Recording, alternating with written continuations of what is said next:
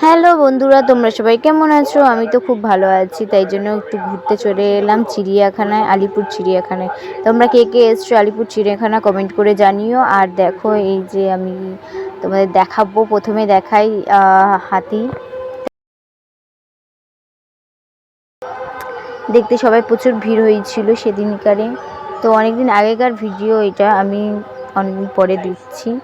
তো তারপর এখানে কি ছিল, হাতি ছিল মনে হয়, পোস্ট দিচ্ছিলাম তার সামনে, তো দেওয়া দিতে পারিনি, এত অতিরিক্ত ভিড় হয়েছে কি বলবো তোমাদের। ওইদিকে বাঘ দেখো, দেখতে পাচ্ছ,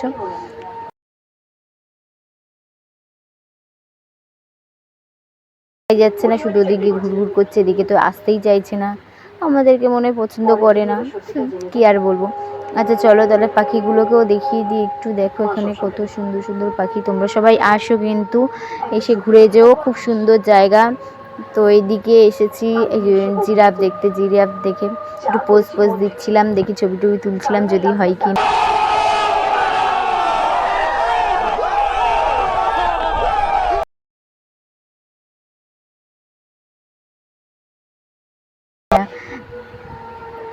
আর এদিকে জিরাফটা আসছে, এসে দেখো কেমন পোজ দিয়ে দাঁড়াবে, তোমরা দেখতে থাকো। পোজ দিয়ে দাঁড়ালো, দাঁড়িয়ে বললো একটু ছবি টবি তুলে নাও তোমরাও, বলে একটু দেখিয়ে দিল আমাদের পোজ দিয়ে ওইদিকে ছবি।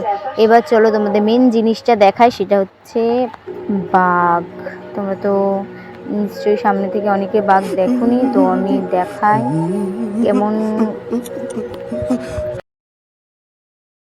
তো তোমরা সবাই দেখতেই পাচ্ছ বাঘটা কত উত্তেজিত হয়ে ঘুরু করছিল, আসলে আমাদেরই জন্য।